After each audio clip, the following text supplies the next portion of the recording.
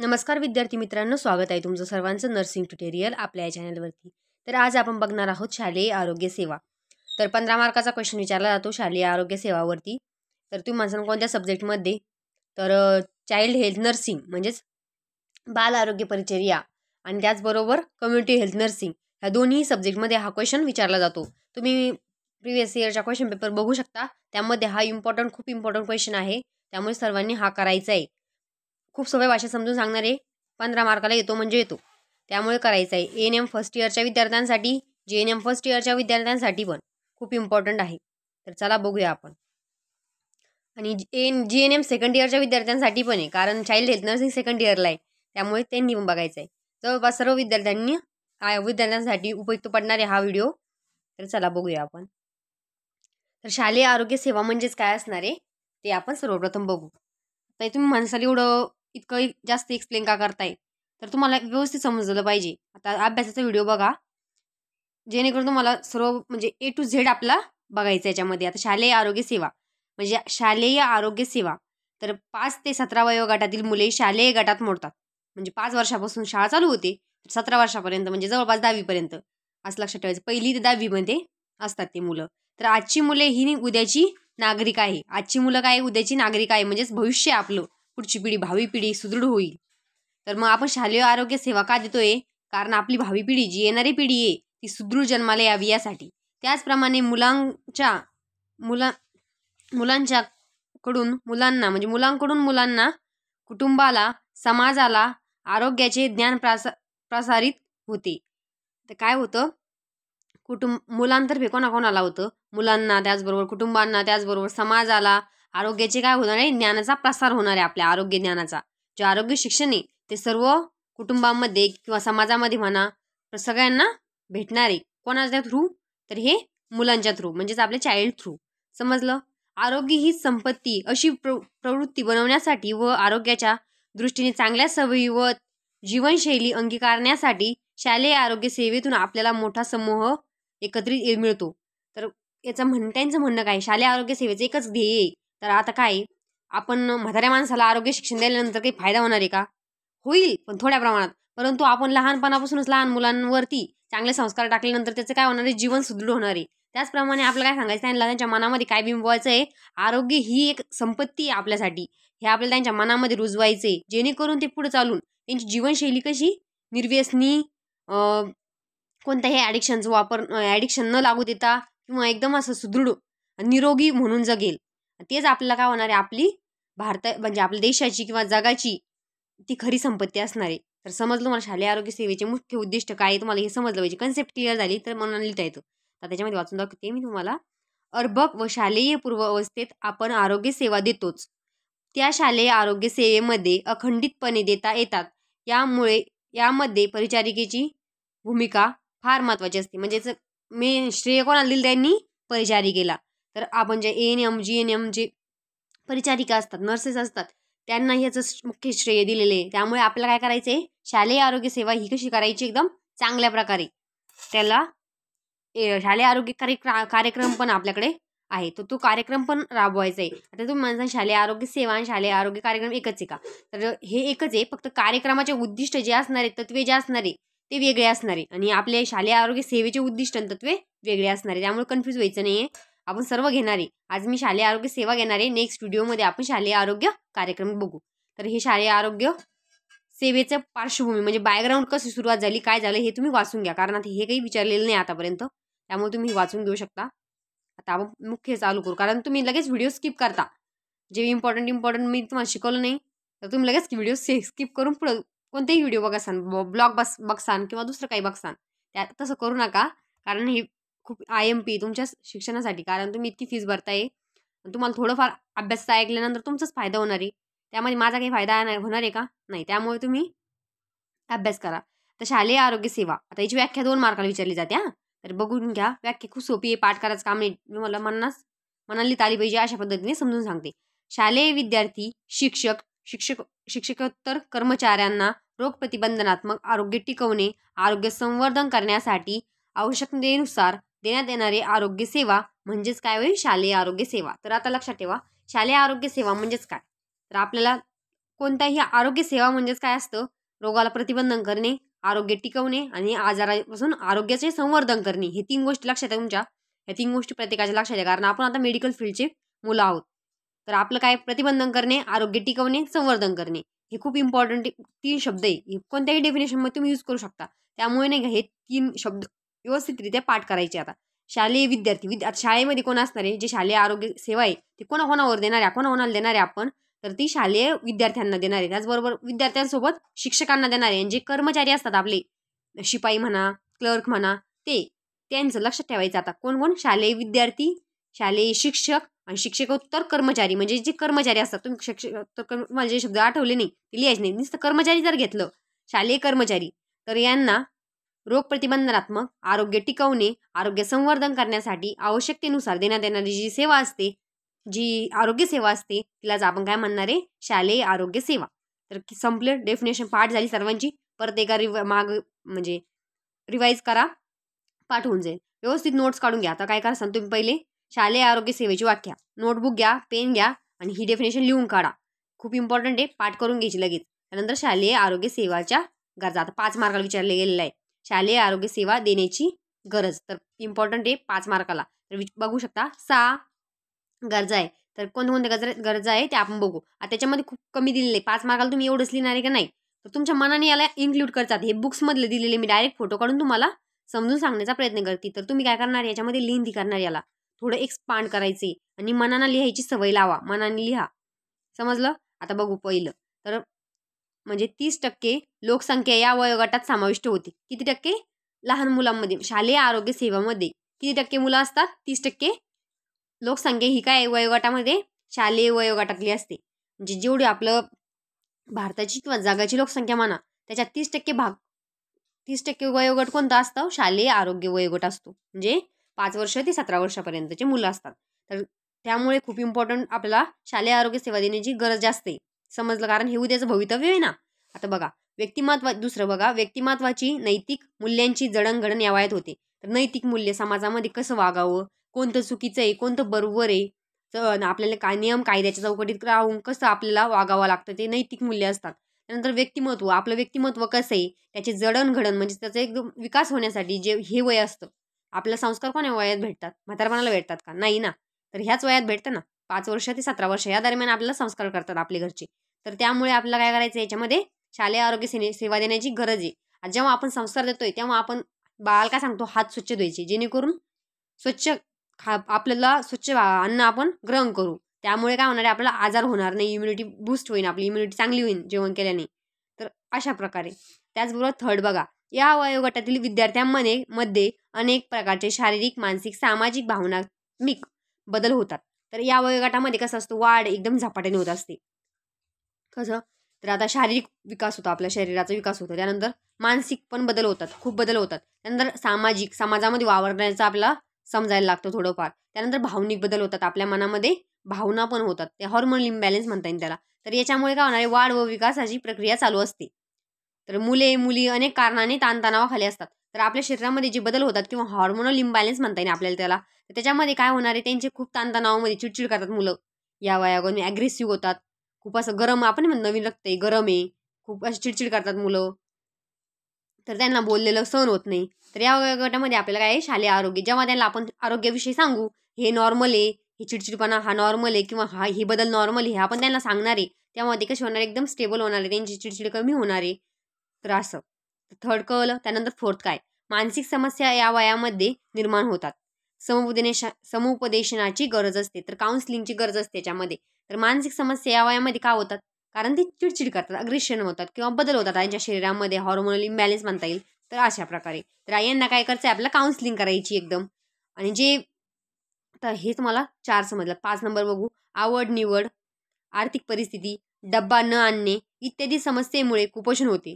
तर काय? मला हे आवडत नाही, मला ते आवडत नाही, मला खिचडी आवडत नाही वगैरे, शाळेत खिचडी असेल तर मला आवडत नाही.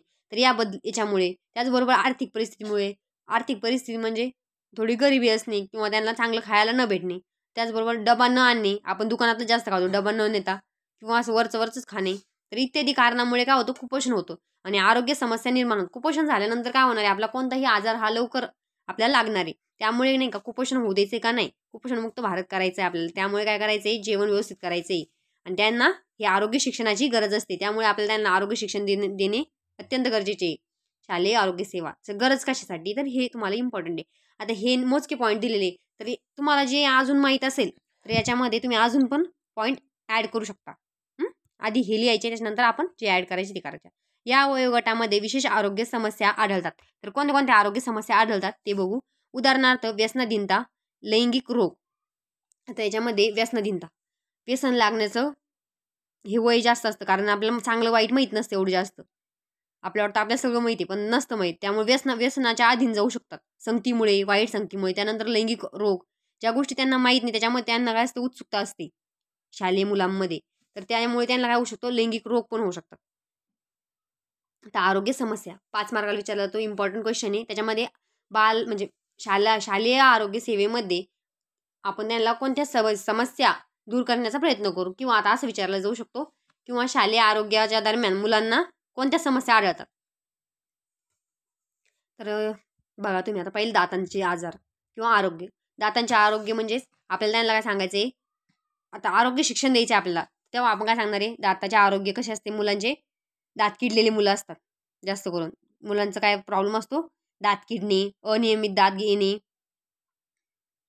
येणे, त्यानंतर हिरड्यातून रक्त येणे, त्यानंतर तोंडातून दुर्गंधी येणे. तर हे दाताचे आरोग्य. त्याच्यामध्ये आरोग्य समस्या ह्या आपल्याला काय काय दिसून येतात, दात किडू शकतात. कॅव्हिटीजमध्ये आपल्याला होतं कधी कधी कॅव्हिटी होते किंवा दात किडून जातात. त्यानंतर कधी पण दात येतात, अनियमित मध्येच दात यायला लागते, कुठे पण येतात. त्यानंतर हिरड्यातून रक्तस्राव होतो, त्याच्यानंतर तोंडातून दुर्गंधी येते. तर त्यांना काय सांगायचं, आपला दातांचे आरोग्य चांगले राखायचे. तर पहिलं समजलं हे. नंतर येतं कुपोषण. आता सर्वात जास्त मेन हाच आहे कुपोषण. तर कुपोषणामध्ये काय होणार, त्यांना ॲनिमिया, प्रोटीन्स, आपले कॅलरीज आणि जीवनसत्व यांची कमतरता होणार आहे कुपोषण. तर समजलं, कुपोषणामध्ये तुम्ही भरपूर लिहू शकता. आता हे एक्सप्लेन करायला वेळ नाही माझ्याकडे, तरी पण मी भरपूर प्रमाणात, कारण ह्या छोटे छोटे नोट्स दिलेले आहे, त्याला याच्यापेक्षा एक्सप्लेन करणं. आता त्याच्यानंतर पचन संस्थेचे काय काय आजार असणारे, समस्या असणारे त्यांच्यामध्ये, तर जंत होतात, कृमी जंत एक समजा, कृमी थोडं वेगळं असतात. त्याच्यानंतर अतिसार, डायरिया, त्याच्यानंतर हगवण, मलावरोध म्हणजेच कॉन्स्टिपेशन. तर पचन संस्थेचे आजार समजले. त्यानंतर त्वचेचे कोणते कोणते रोग होऊ शकतात, उवा होऊ शकते, खरूज होऊ शकतं, त्वचेवरती डाग पडणे, खाज सुटणे आणि त्वचेचा संसर्ग सुद्धा होऊ शकतो. त्यामुळे त्यांना त्वचेच्या आरोग्यासाठी ह्या समस्या त्यांना उद्भवू शकतात. त्याच्यानंतर डोळे, दृष्टीदोष, तिरकेपणा, डोळ्यांना कोरडेपणा येणे, दाह होणे, तर डोळ्यांचे इत्यादी आजार आपला बघायला मिळतात. त्याच्यानंतर श्वसन संस्था. तर श्वसन संस्थेमध्ये क्षयरोग म्हणजे टीबी, निमोनिया आणि अस्थमा म्हणजे दमा. तर हे आपल्याला श्वसन संस्थेच्या समस्या बघायला मिळतात त्या मुलांमध्ये, शालेय आरोग्य मुलांमध्ये. त्यानंतर वर्तवणूक समस्या, तर बंडखोर प्रवृत्ती असते काही काही मुलांमध्ये, म्हणजे एकदम बांडगुळ असतात. त्याच्यानंतर नैराश्यामध्ये ते निराश असतात, डिप्रेशनमध्ये गेलेले, नेहमी शांत, कोणाला न बोलणारे, एकदम डिप्रेशन. आणि शेवटचं आपलं लाजाळू, तर एकदम लाजाळू असतात काही मुलं, मुलीच असतात पण मुलं पण. आता इतर काय, थकवा येणे, कुबड येणे म्हणजे कुबडू काढून चालणे किंवा बसणे मुलं. त्याच्यानंतर डोकेदुखी, एकाग्रता न होणे, HIV संसर्ग बाधा, मूत्रदाह म्हणजेच युरिनरी ट्रॅक इन्फेक्शन होणे. वरील सर्व समस्या पाहतात शिक्षण व आरोग्य खात्याने संयुक्तिकपणे शालेय आरोग्य सेवेचा कार्यक्रम राबवून त्यांच्या अध्ययन काळामध्ये आरोग्यविषयक सकारात्मक दृष्टिकोन तयार करणे व अतिउच्च आरोग्य प्राप्त करणे हे महत्त्वाचे आहे. म्हणजे आपल्याला काय करायचे, त्यांचं म्हणणं काय, तर ह्या समस्या मुलांमध्ये आढळतात. तर या समस्यांना आपल्याला काय करायचं, शालेय आरोग्य कार्यक्रमात राबवून ह्या सर्व समस्या दूर करायचे आणि त्यांना सकारात्मक दृष्टिकोन तयार करून द्यायचा आहे आरोग्यविषयक. म्हणजे आरोग्य हे आपले चांगले राहिले पाहिजे, त्यासाठी आपल्याला काय सकारात्मक दृष्टिकोन तयार करायचा आहे मुलांच्या मनामध्ये. तर ही आपलं मेन उद्दिष्ट किंवा ध्येय आहे. तर समजलं. त्यानंतर आता शालेय आरोग्य सेवेचे उद्दिष्ट काय काय, आता हे व्यवस्थित लिहायचे.